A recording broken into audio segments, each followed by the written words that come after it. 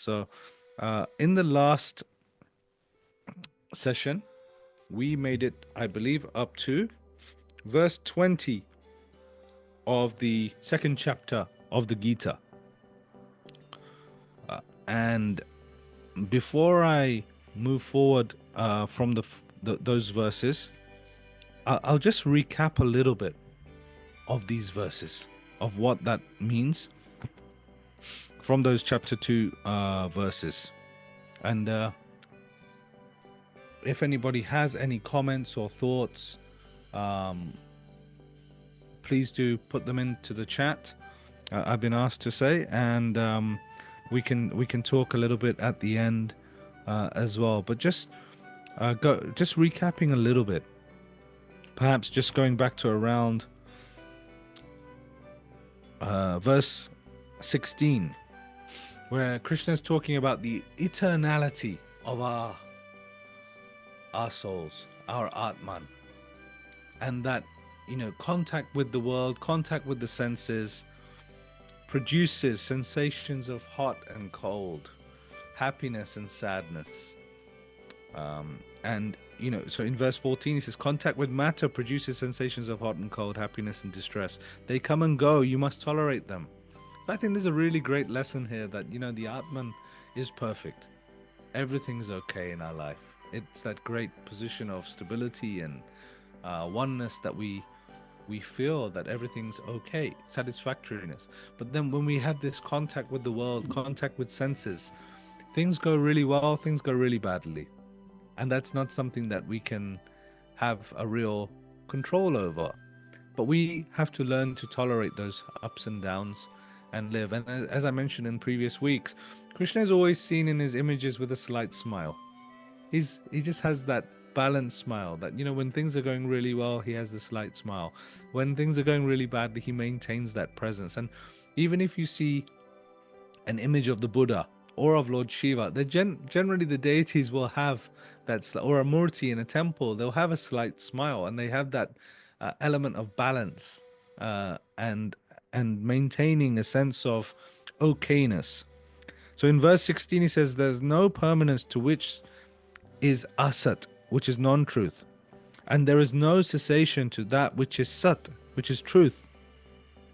So everything in the world is impermanent, but the truth, the divinity, Brahman, that is perfect and ongoing and forever existence. That is truth. So that is a really nice thing, Sat and Asat. And I think because we look after an organization called Go Dharmic, probably mention the words Dharma and Adharma here as well, that, we're in a constant struggle of Dharma and Adharma. If you look at righteous action or goodness or political situation in the world that we find ourselves in many places, we often look at leaders or large business owners and we think, is this really Dharma?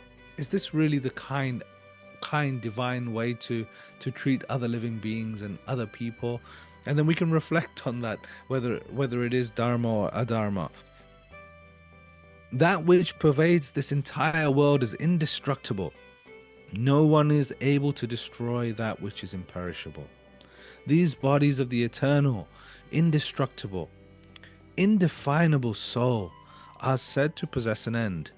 Therefore, O descendant of Bharata, you must fight. One who thinks the soul can kill or can be killed does not understand, for the soul never kills nor is killed. The soul is transcendent. It's beyond that which kills or is killed. Every soul is perfect. So there's no sin. There is no element of, the soul ever being bad. It's always divine.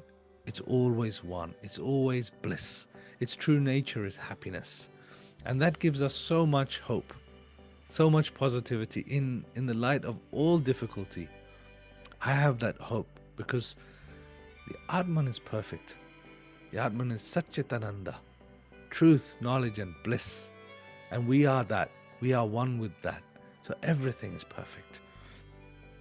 Just like when Ram Dass wanted to work on the hunger situation and the real difficult time during the 1970s when there was a Bangladesh war, and a lot of people were suffering. And he said, Maharaji, we need to go. We need to go and serve the people. We need to go and, help people. And he did it with a place of Superman service. Like, I need to go and fix everything. We need to go and do this. And Maharaji said, can't you see it's all perfect? And then, how is it possible? People are being killed. There's shortage of food. People are starving, and there's hunger, and there's suffering. And Maharaji said, can't you see it's all perfect? And now from this place, go and serve. So from that place is something that I always aspire to do. Like, if I'm trying to help someone, don't be the doer. Allow Krishna or Shiva or Ram or Jesus or any name that you want for the divine. Allow them to be the mother. Allow them to be the doer. And just be the best spoon that you can be. My dear friend Krishna Das, he chants and everybody sings along and people are crying and dancing and, in so much bliss. And then I look at him and his eyes are closed. And he's just chanting to Maharaji and he just says, I'm trying to be the best spoon that I can be. And allow that grace to flow through and be present. And, then it's truly prasad. Then we are not poisoning the prasad. We're just distributing love. We're distributing God's grace to others and connecting with that. And that's such a beautiful way to do our work in the world. And that doesn't need to be a great act. It could be just washing the dishes. It could be just washing the dishes, but don't be the doer. Just do the act with love and offer it.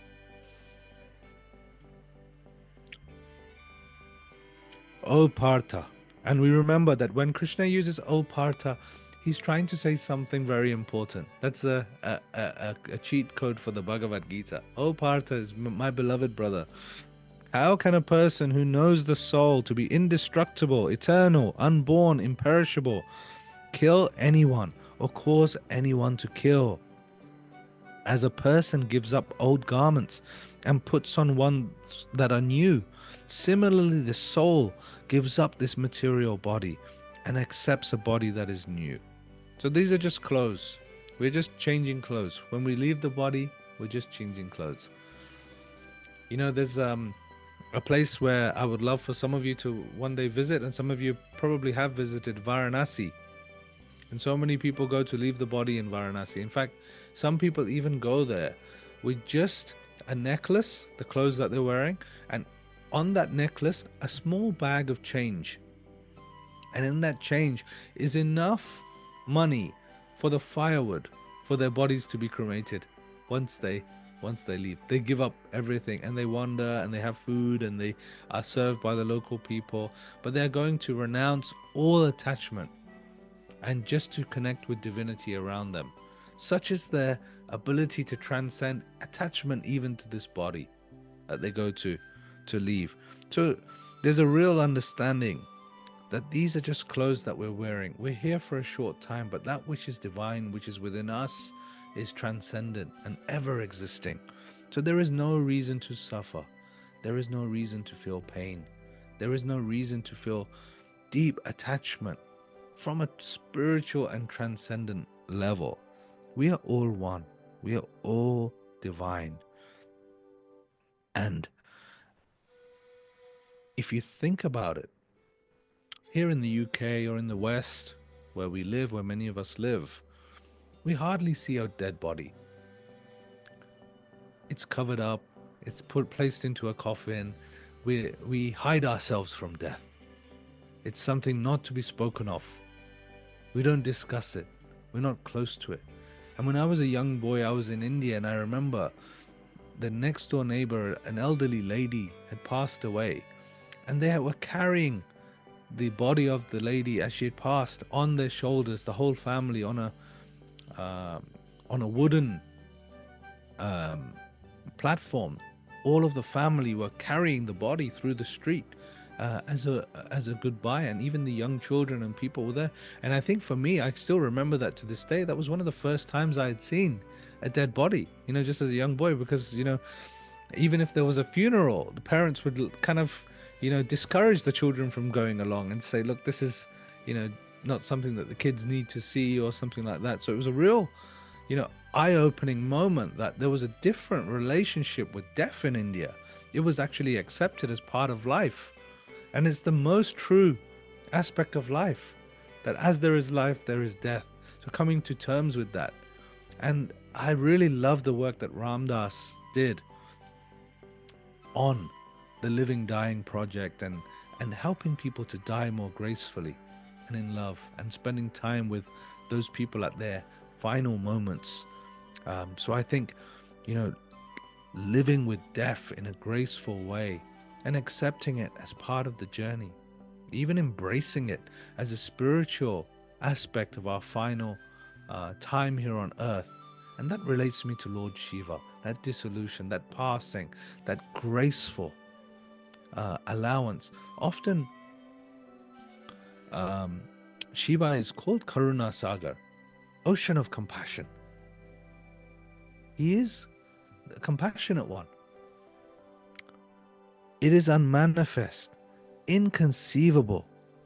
Oh, the soul can neither be divided nor burned. It is insoluble, inextinguishable.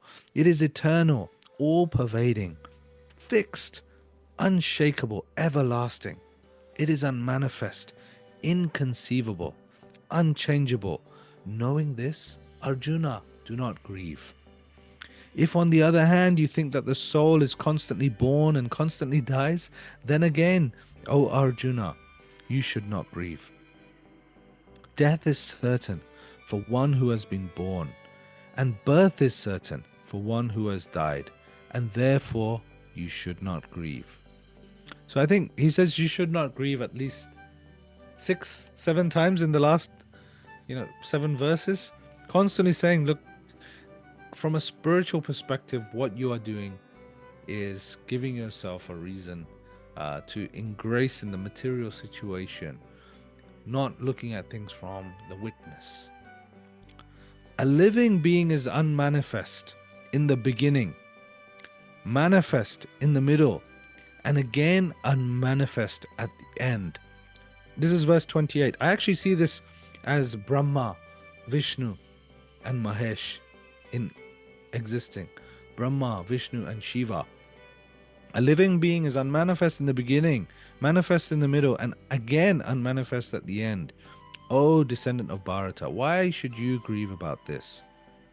You be the witness, you be love. By a rare chance, someone may see this soul.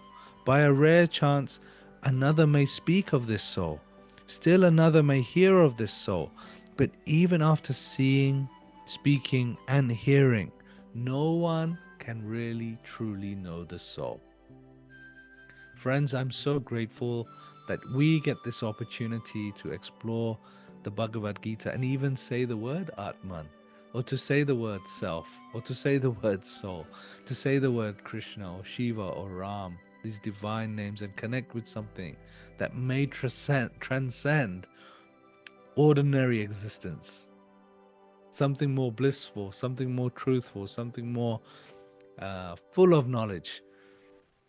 That is the soul. That is the transcendent. And Krishna is saying something really interesting here. No one can truly know the soul. No one can truly know it. It's beyond knowledge. For me, I think it's the heart. The heart can know the soul only. The mind, knowledge, cannot know the soul. So there's a beautiful Upanishad called the Kena Upanishad. Kene shitam patati preshitam manaha kena prana pratama praiti yukta kene shitam vachamimam vadanti chakshu shrotram ka udevo yunakti shrotasya shrotram manaso manoyad vachoho vacham chakshushas chakshurat timukchi dira pretyasmalokat amrita vadanti na tatra chakshur gacchati na vaj gacchati no manaha na vidmo na vigyanimo na taitad anushishyat. What is that? Beyond my mind, beyond my eyes, my sight, beyond the voice, beyond what I can hear. What is that thing that is beyond all of these senses? The student asks in the Kena Upanishad. The teacher says, it is the ear of your ear. It is the eyes of your eyes. It is the mind of your mind. You cannot know it, and you cannot not know it. It is beyond the beyond. One who thinks he knows Brahman does not know Brahman. One who says he does not know Brahman also does not know Brahman. It is beyond knowing and not knowing. The Kena Upanishad is a beautiful inquiry into what is Brahman. It says, by who? By what is all of this existence occurring? And here, Krishna, by the way, steals from the Upanishads extensively throughout the Gita. So you will see clues to Upanishadic discussion all the way through. It's a Veda. It's a Vedic text. The Gita is an exploration of the Upanishadic ideas. So we know that Brahman is beyond our mind, it's beyond our thoughts, it's beyond the body. It's that which is hidden within the cave of our hearts, that which we can feel through spiritual practice, through sadhana, through mantra, through service, through love for all beings. We can achieve that state. So Neem Karoli Baba, once somebody asked him, how can I become enlightened? He said, go and feed the poor. Go and serve people. Stop thinking about yourself. And through that service, you become lighter. It's like we're holding a balloon down. And we just keep looking at that balloon and keep pressuring it with more clothes, more money, more stuff, more objects. But instead, Maharaj is saying, go and help someone, and the balloon will lift. And that for me is the place of service gives so much bliss. One of our team, Dharam, he says, Seva saves you. Seva gives you salvation. Service is the route through which you can achieve liberation. And here, very much, Krishna is giving spiritual reasoning why Arjuna can serve in the world, how we can increase service. A living being is unmanifest in the beginning, manifest in the middle, and again unmanifest at the end, O descendant of Bharata. Why should you grieve about this? By a rare chance someone may see this soul. By a rare chance someone may speak of this soul. Still another may hear of this soul. But even after seeing, speaking and hearing, no one can truly know the soul. O descendant of Bharata, that which is situated within the body of every being can never be killed. Therefore you should not grieve for any living being. Considering your duty as a warrior, again you should not hesitate. You should fight the war for the sake of Dharma. I think it's really worth emphasizing that last line that Krishna does put in there. For the sake of Dharma you should fight. Dharmayad diyude shreyo niyat kshatriya na vidyate. You should fight the war for the sake of Dharma. Oh. In our lives, what can we do for the sake of Dharma? We can take care of one another, our loved ones, our family members, our elders, our children. We can be good citizens in the world. We can take care of the animal kingdom. We can take care of the environment and be custodians of the earth where we live. We can speak up where there is violence against innocent people. These are the wars of Dharma that we're facing in our own life. And that Dharma means balance. It means maintaining that sense of order and creating the circumstances for universal flourishing. Again, Maharaji was once asked, how can I achieve heaven? And he said, why do you want to go to heaven? Can't you see this is it right here? Let's make this a heaven for everyone. Let's live from the heart and be kind to one another. Love all, feed all, serve all. This is the true meaning. Considering your duty, again, you should not hesitate. For nothing is better for a warrior than to fight a dharmic war. Happy are those warriors, O son of Pritha, who obtain the opportunity to fight in an honest and dharmic way. But if you abandon your duty and you fail to engage in warfare, you will lose.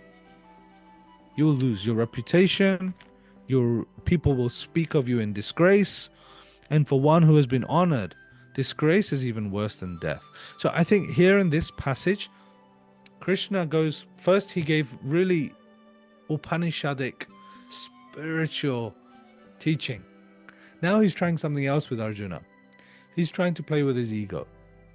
He's saying, Arjuna, if you don't fight, you're a great warrior, you're going to lose your position as the great warrior of the world. So he's also playing with him. Krishna's always smiling. He's giving something else now. Your rivals will utter harsh words and criticize your abilities. What could be more distressing, Arjuna, for you, the great warrior? Either you will be killed here or attain heaven, or you will conquer and enjoy the earth. O son of Kunti, arise and prepare to fight. Arise and prepare to fight comes a lot in the Upanishads. Swami Vivekananda quotes it. Arise, awake, and do not stop until your goal is reached. Arise in the Katha Upanishad. Often we hear this word, arise, stand up and fight and perform your duty and do the work that you need to do, but do it from the heart. You must fight this battle and treat happiness and distress, gain and loss, victory and defeat as equal. In this way, you will not incur any sin. So this, in chapter 2, this is verse 38, and you can see two approaches. One, the Upanishadic, the spiritual reasoning that Krishna gives, and then secondary, the great fighters who praise you will now have left the battle out of fear. They will hold you in contempt. He's telling him that if you don't do this out of duty, then you will be the reason why this war fails. And we have to fight, because otherwise those who wish for darkness and those who are causing so much suffering to so many will rule, and they will overcome you. At this point, we must, I'll mention again that there is no choice but to fight in the Gita. They've tried everything. They've tried to convince those that, to make peace, to give them a small plot of land where they can live and survive. But it's not possible at that point. So I wish to emphasize at that point that the Gita is absolutely not a book of violence. And in fact, if you look at all of the great commentators, Shankaracharya, Ramanujacharya, Madhvacharya, Swami Vivekananda, none of them have ever considered the Bhagavad Gita a book promoting violence. It's spiritual. It's a spiritual text reflecting the fact that this is our predicament here on earth and how we should live. So now Krishna goes on to the practice of yoga, explaining a further aspect of understanding. So he's going from spiritual to practical and now yoga. O son of Pritha, I have thus declared to you an understanding that is based on Sankhya, based on the understanding of nature. Now listen in terms of yoga. Disciplined by this understanding, you will be freed from the bondage of action. So understanding in this way, the bondage of action, we also get liberated from. There's a great teaching in this that we will explore further in the Gita. There is no loss or decrease in this undertaking. Even a little of this dharma saves one from great danger. Great danger, described great danger as the cycle of rebirth, samsara. Even a little of this practice saves us from great danger. The fact that we are here once a week and we share a few verses of the Gita saves us from great danger, great suffering, great sadness, because we can come back again. And then we'll all go off into the world and we'll have all of the things that go up and down, and sukh and dukh and happiness and sadness and trouble and trauma and happiness, and all of that will go, but then we come back to Ram. back to the heart. That's what I understand. And this is why I benefit from this so much more than you all will ever know. Because in all the busyness, all of the projects at Go Dharmic, everything that we're working on, this is a moment for us to come back to the spiritual dharma of satsang, of coming together. There is no loss or decrease in this undertaking, for even a little of the dharma saves one from great danger.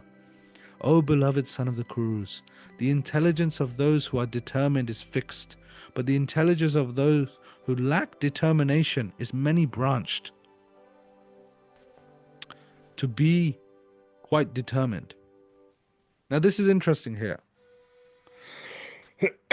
For Krishna criticizes the Vedas. And this is not something I see in many of the world's traditions. You would never see, like, for example, Christian teachers criticizing the Bible. But here, Krishna is actually openly criticizing the Vedas. He says, "O Partha, the ignorant who delight in the mere words of the Vedas contend that there is nothing more than this. They speak flowery words and perform rituals for enjoyment and power, which simply lead to rebirth. Such fools are full of desire and are intent on heaven alone." Intent on heaven alone. Those who are only seeking the pleasures of heaven perform rituals and prayers only to try and achieve heaven. Those whose hearts have been stolen by such speech are attached to enjoyment and power, fail to develop a determined intellect or even a concentrated mind. The subject matter of the Vedas relates to the three gunas. The gunas, I'll come to the gunas after I finish this verse. O Arjuna, transcend the gunas. Rise above the duality.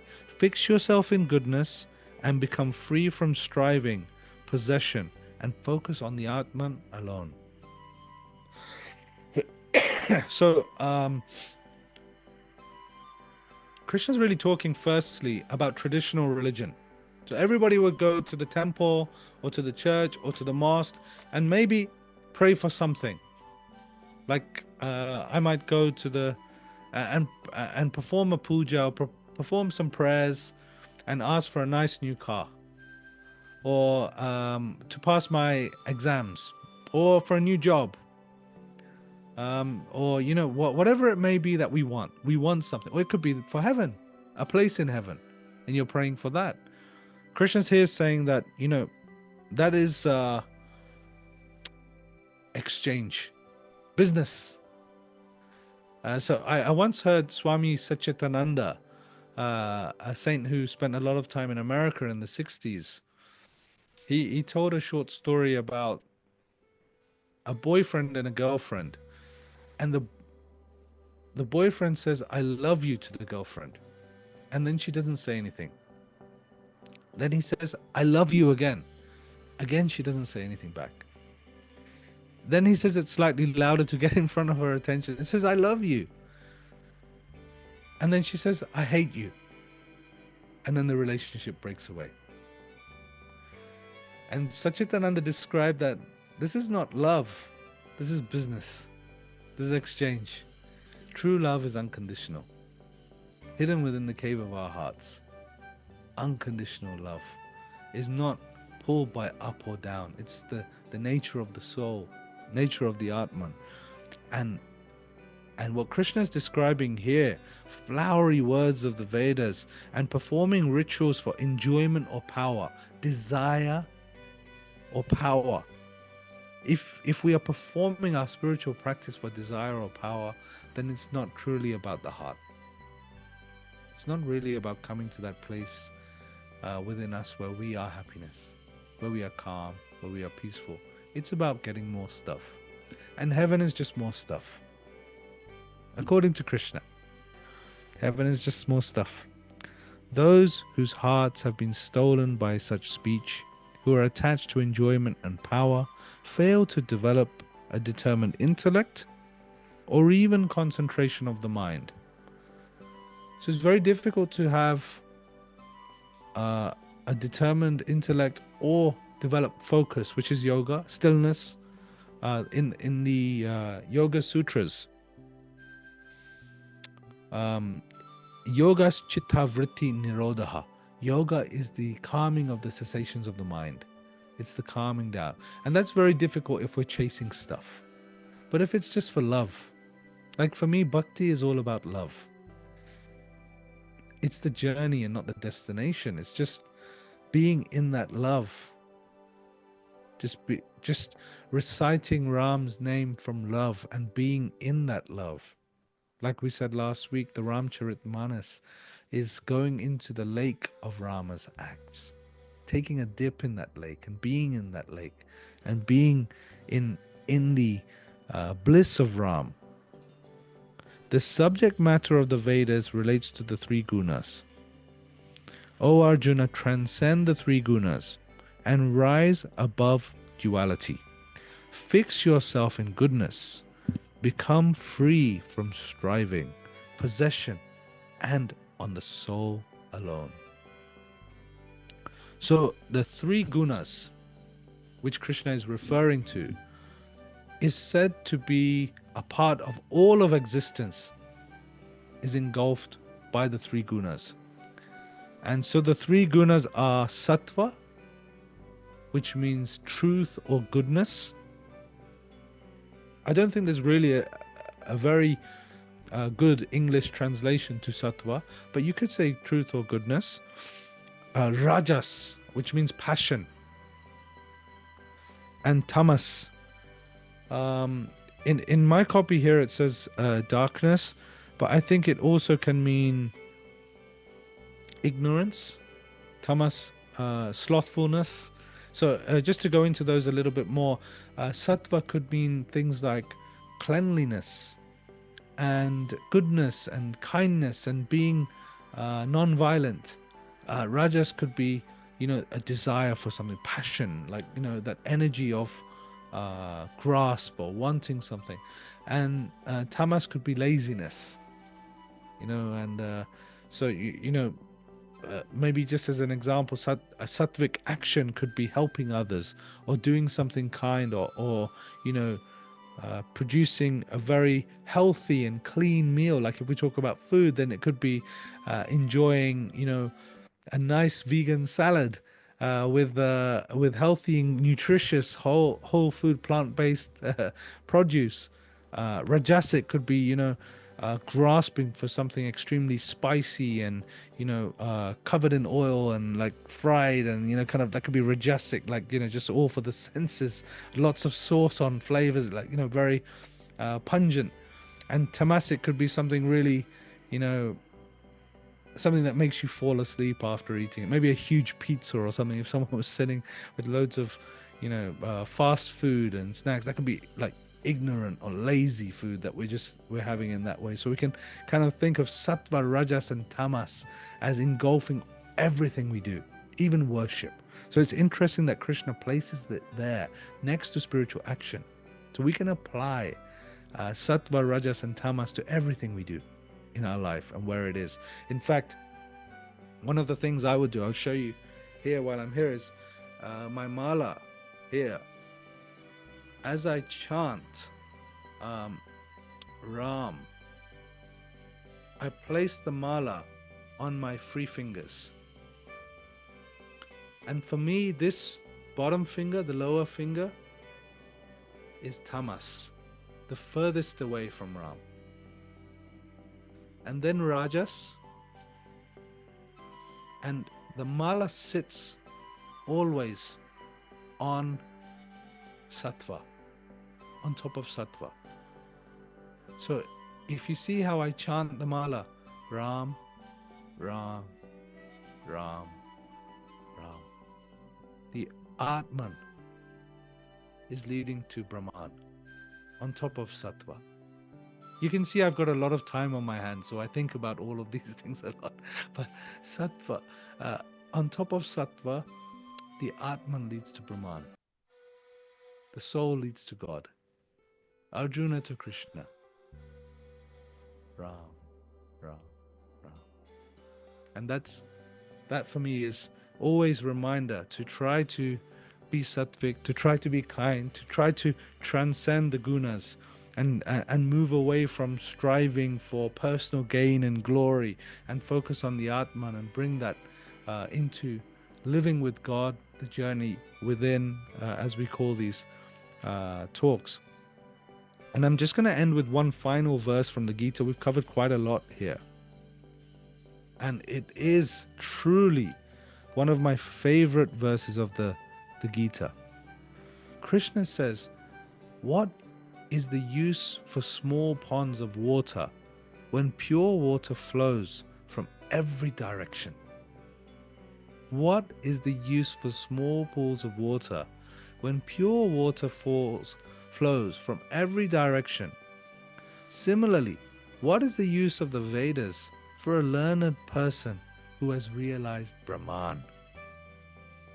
I mean, that is quite a controversial statement by Krishna. Is even saying, what is the use of the Vedas? What is the use of the holy texts of the world if you have it all? If you are one with all of existence and living from the heart purely and blissful, then you don't need any sacred texts. You don't need anything. You're just doing it for joy. And he's really speaking to that intention. What is the reason for us to explore the Gita at all? He's even saying there is no need to do it for reasons of pride, reasons of desire, reasons of duty. He's saying spiritual action should be about living in the body of God, being there fully present, being there within the divinity of Krishna. And so that is a really beautiful thing, that we don't need these small ponds of practice if we have it all, if we are already one with it. And so just as we kind of come towards the end, that we are up to verse 46 of chapter 2. We'll continue next week where Arjuna's duty to act. We come about our responsibility and our duty, but there was a lot of different things there. From we've covered some really important philosophical topics in those last verses.